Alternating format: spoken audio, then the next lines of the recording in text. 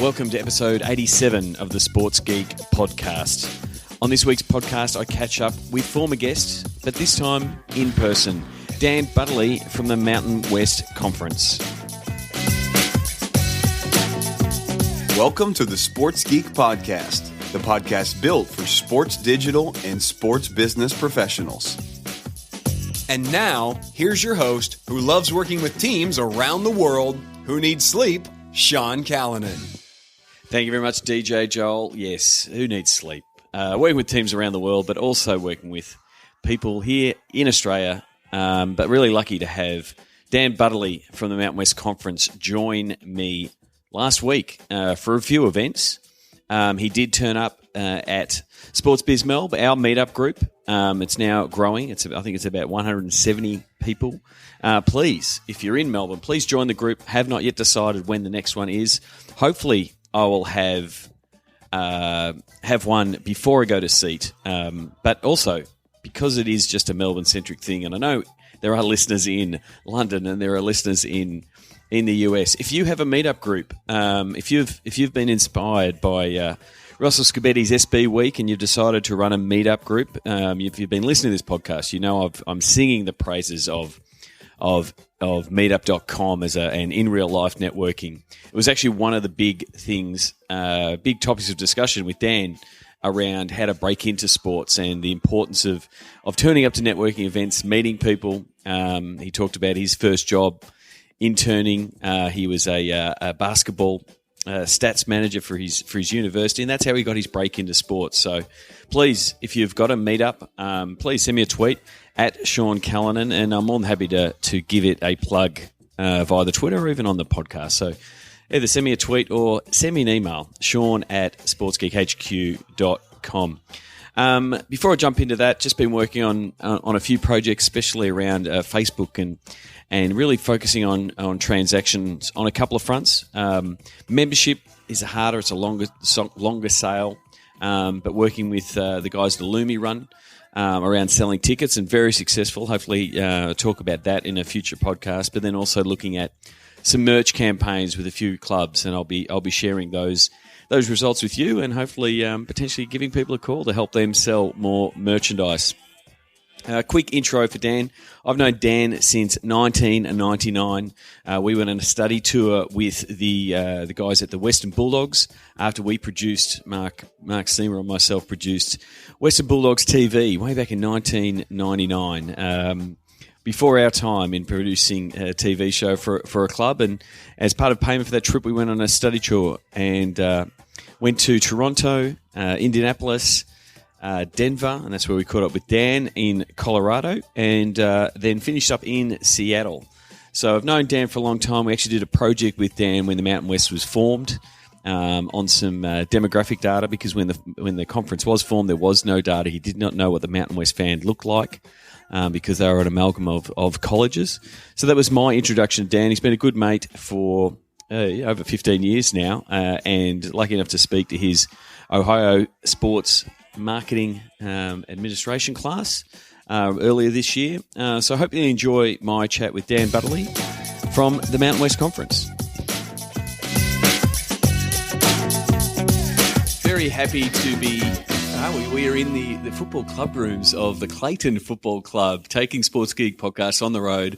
I'm here with a very good friend of mine and a former guest, I think from episode 19. Quite a while back, yeah. Joined us with Francis Leach on Grandstand, Dan Butterley from the Mountain West Conference. Welcome back to the Sports Geek Podcast. Hello, Sean. It's great to be in Melbourne, talking to you in person. Yes, and we've done a few sessions, and Dan is now saying Melbourne correctly. I had to correct him at Sports Biz Melb, so we had a Sports Biz Melb event last night at the Honey Bar and had a really great time networking with the group. So if you are in Melbourne, join the Sports Biz Melbourne group. And I thought it'd be good for us to have a quick sit down before we do this follow-up session with the guys at the Southern Footy League. That's why we're out at the Clayton Football Club, where we've got all the history of the club. And we've, if you look behind us, Dan, I might have to take a shot.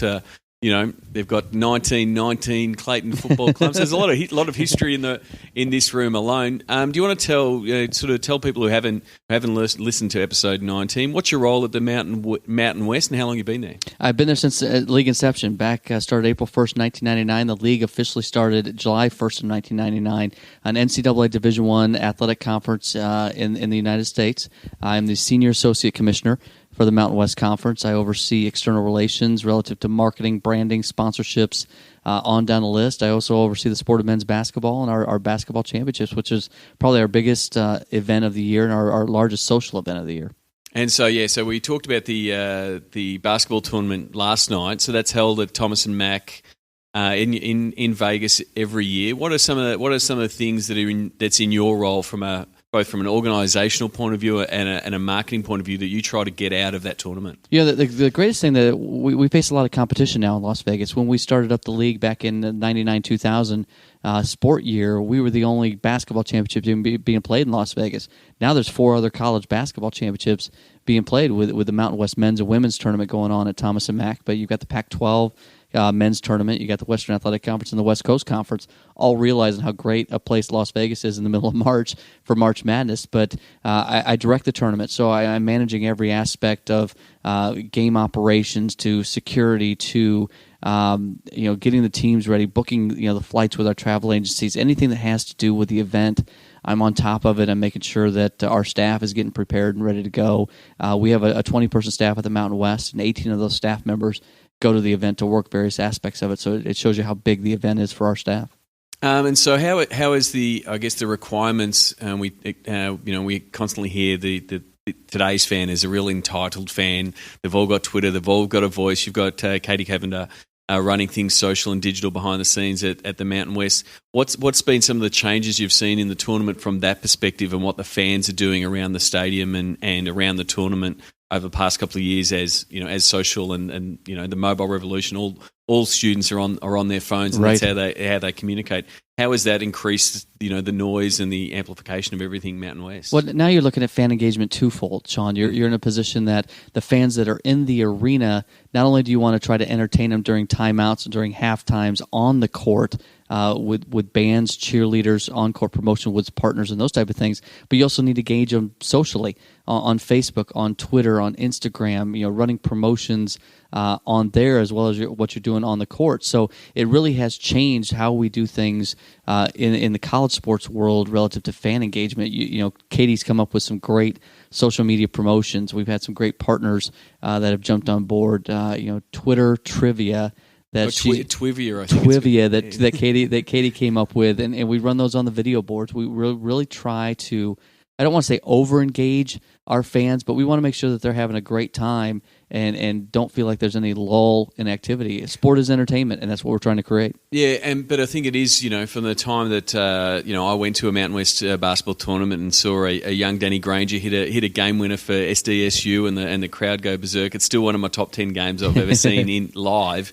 Is that now you've got the job of engaging the fans at the stadium, and it was the 18,000 fans that are at Thomas and Mack. Whereas now with digital and everything that Katie and the fans are pushing out from the stadium, you've got that larger fan base that is engaged with the game as much as they are on TV. They can be tweeting in and posting in and having those conversations around the teams that wasn't there 10 years ago because you've now got these channels available. Well, and we're working to expand our social engagement, our social media staff in that respect. I mean, you can see the metrics. You can see the impact that your social messages are having just based upon retweets or favorites or them coming back with answers to Twivia questions or responding. So you really can see if your messaging is working right on. But instead of having Katie do everything, we're looking to expand our social media efforts, social media staff to help not only manage messaging going out, but also responding to messages that are coming in.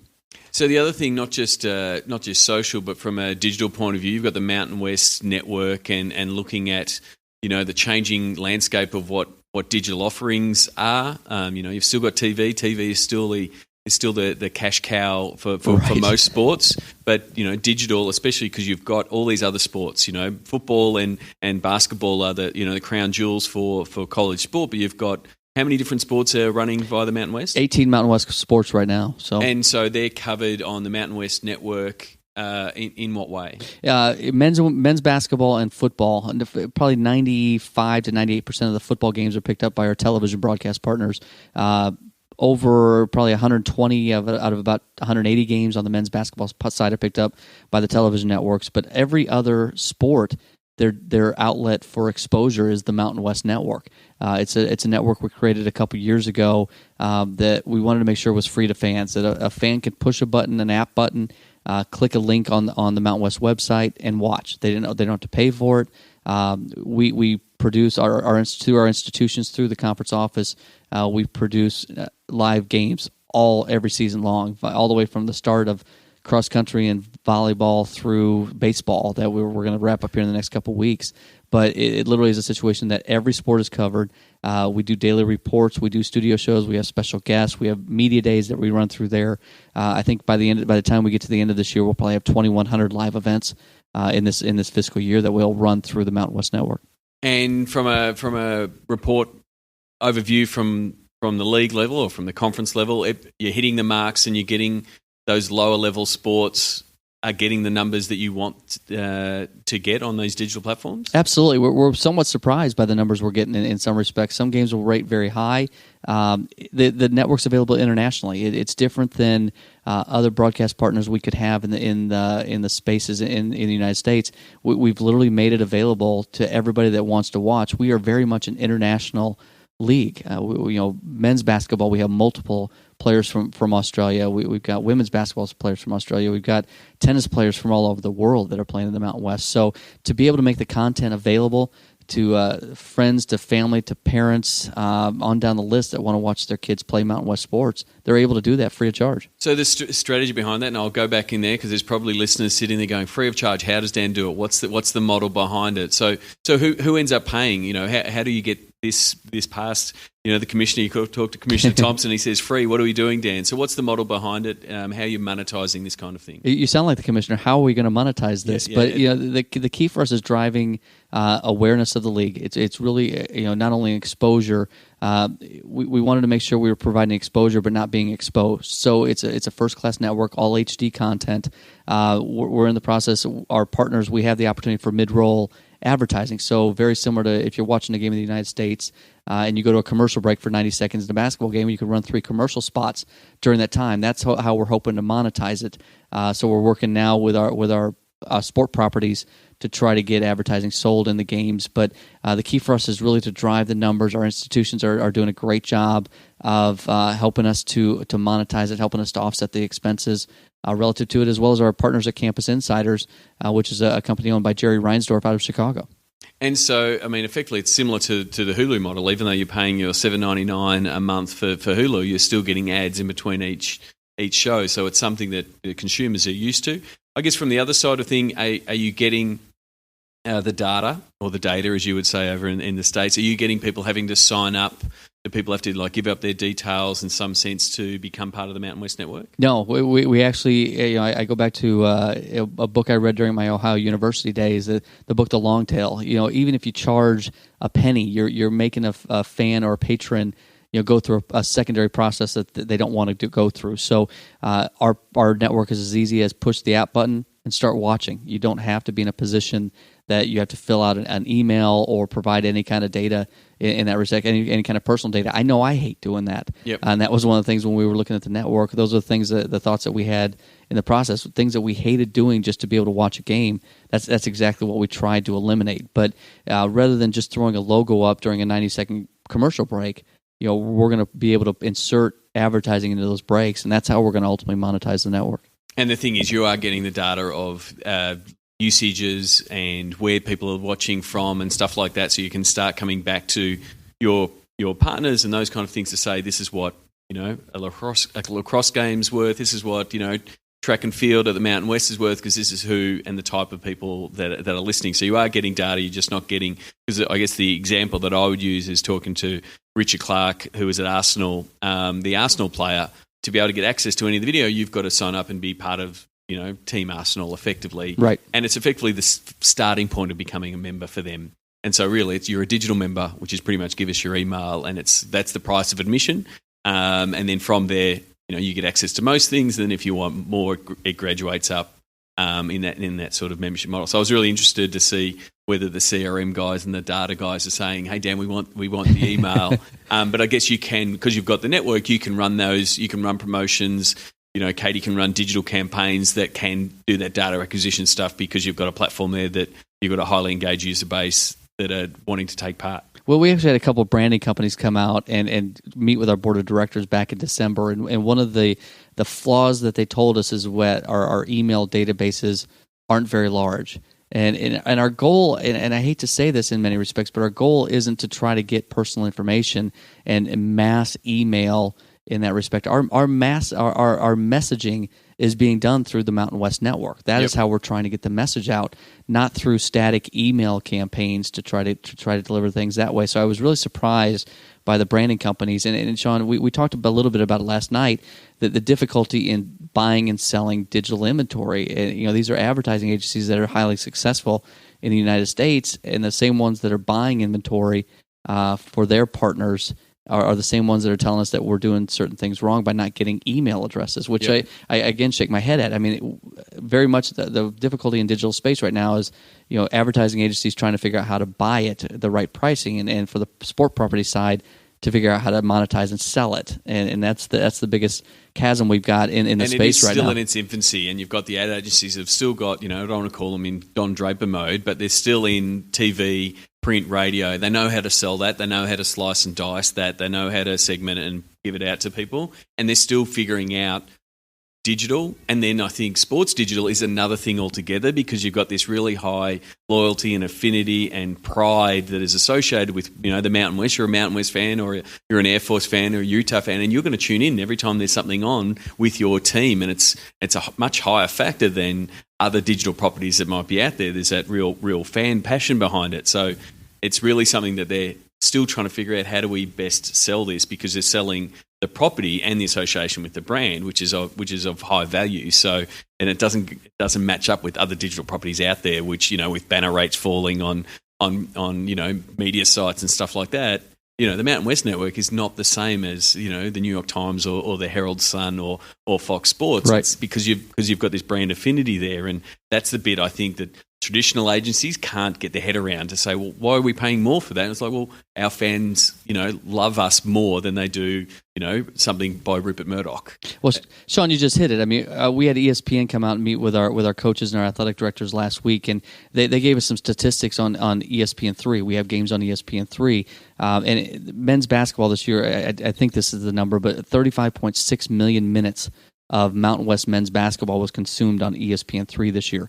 I love when they aggregate it all into minutes. Yeah. I should do that. Take all my podcasts, take all the listeners, times by the minutes, and say, 15 years of listening of Sports Geek Podcast. I'm going to start doing that. Yeah, you 35 million minutes. That's you'll put it in hours. You got to kind of correlate it that way. But one of the key factors, you talked about, Nielsen ratings and linear TV and buying that way. You can get a 1.2 rating, and that's what agencies are used to buying into. But one of the statistics they told us was the average viewing time of a unique visitor watching Mountain West men's basketball content on ESPN3 was 40 minutes a game. Mm-hmm. And they said it's the highest ranking on ESPN3 in college basketball this year. The average viewership is about 18 minutes a game, and we were averaging 40 minutes a game. So those are the type of statistics that you want to take to an agency and talk about the passion of fans for Mountain West men's basketball or football. Yeah, and I think the other thing, getting back on the data issue and understanding your fans is the stuff that you do in stadium around the tournaments. And we talked about this. You brought in some of your students from Ohio, mm-hmm. grabbed some iPads, gave them a bunch of Mountain West pins, and pretty much just went to the fans. Would you mind filling out this survey and telling us about the tournament? What experience you've had, how you connected with the tournament.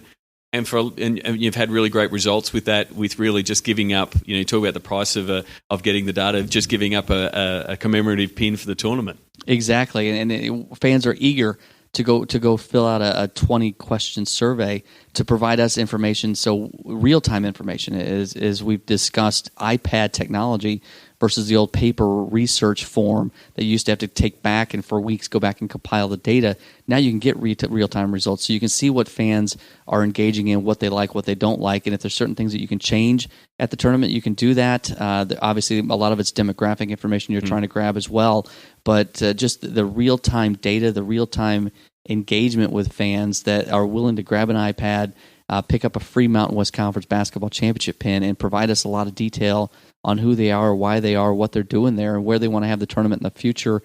All those type of questions. It's been fantastic for us. And some of the data you shared last night is that that you report, I think, back to the team meetings, that a certain percentage of your fans marked that the Mountain West tournament was the time of their life. Exactly. Like, that's what you had on the scale. It's like, we've got 1 to 5, and you've got fans like, can we have 7? We want it is that high. So for having people to rate your event as time of their life is pretty amazing. And I think the other thing is the fact that you now, because you're getting those live results, and you can make 1 or 2 changes of a tournament, but now that you know that you are getting those live results, I'm assuming in future tournaments you're putting in those, those X factor type questions to say, if we can change these things, or if we are, if we're not sure about this pre-game entertainment, you can put those questions in there to go, no, on day 2 we're not doing that because we had, it didn't poll well. It's almost getting very, very West Wing-like or House of Cards-like. No, that word didn't poll well. Tell the announcer not to use that word anymore. But you're sort of getting to that point when you've got these live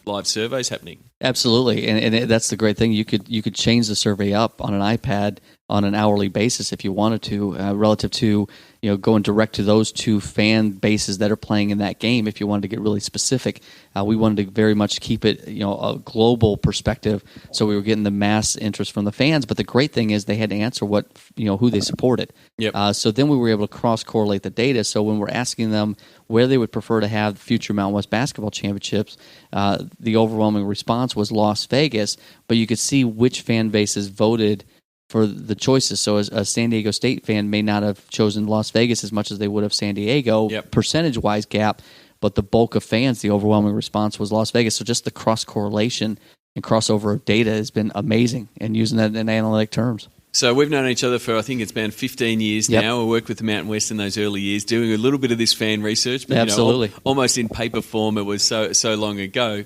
Part of the reason for this visit has been coming out and talking to the guys at Etihad Stadium, because the rumours are that there potentially will be an Australian bowl and a bowl game down here.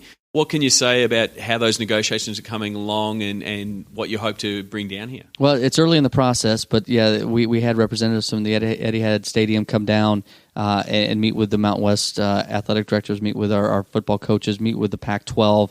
There's been stories in the United States relative to their interest in creating a bowl game down in Melbourne. So we're excited about the opportunity. There's a lot of logistics involved as far as getting, because you've got to find a spot that fits in the TV network, right, that you can put a game on. Exactly, and so this wasn't the original purpose of the coming down to Australia, but it's been a great scouting mission to really get an idea of how long it takes to acclimate after a 15.5-hour flight, after the time change. So one of the things you'll have to acclimate in Australia, you would acclimatise. Yeah, very. So there you go. So if you learn how to say Melbourne correctly, you'll be telling the people they have to acclimatise when they get there. I always make sure when I'm in LA, I'm acclimating, but when I'm in Australia, I'm back to acclimatising. So there's those kind of things, but it's early in the process. Obviously, they've got to go through a lot of certification from the NCAA to see if the bowl game can even be certified down the road. So, but it's initial discussions, but obviously there's interest from them to bring 2 American teams down here to play a college football game, and obviously just based upon the opportunity, the experience that the student athletes can get, the experience the teams can get, it would be a fantastic place to have a bowl game. Yeah, and so just to give listeners both in the US and Australia some of the timing things, it's most likely going to be, again, going back into the US on Christmas, and effectively be played here on Boxing Day, the day after Christmas in the morning.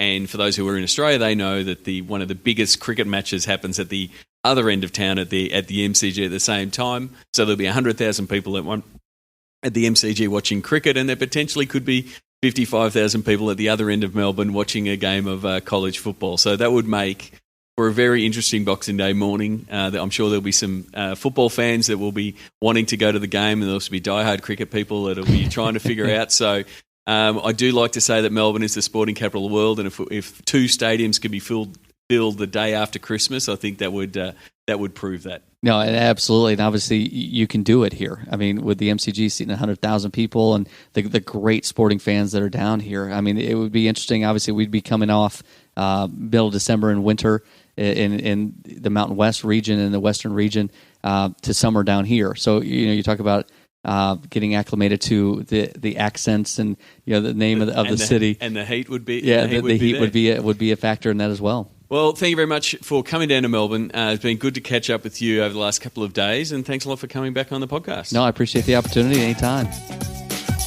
Sign up for the Sports Geek News at sportsgeekhq.com/SGN. Thanks again to Dan Butterley. You can follow Dan at Dan Butterley on the Twitter. And after that chat that we had in the Clayton Footy Rooms, we did a marketing session, a bit of a fireside chat, talking to some of the clubs, grassroots clubs here in Victoria, around some of the opportunities that digital offers, some of the things that they can leverage. I used the phrase that I have since stolen, steal with pride. Steal with pride is now is a catchphrase that I have stolen. That is, look at what other teams are doing. Figure out how you can adapt it for your team, whether that team be another pro team, a team in another country, or even a grassroots team. See how you can adapt it for your fans and steal with pride. That's the reason we follow best practice from around the world to come up with ideas that work around the world. Just a bit of a outro from Dan's discussion. In the focus he had, I talked earlier that we'd done a project for him 15 years ago, and that data focus hasn't changed for Dan. I just wanted to pretty much put the question out to you. What data are you collecting about your fans? Are you doing surveys? Are you doing micro surveys? And a micro survey might be just asking fans what they're doing on Twitter or putting a question at the end of a Facebook status. So just doing those things, or having a regular Twitter chat but putting in a question that gets you more data about your fans. The more you can get from your fans, the better. The other call to action I have for this podcast is I want some of your campaigns, some of your killer campaigns, some of the things, and it might be a data-focused campaign, but it might be an engagement campaign, or it might be a sponsor activation that you've done at the stadium. My theme for my keynote at SEAT is, and it's in the 60s. I think it's about 67 days when I'm recording this to go to SEAT. So I'm leaving it to the last minute.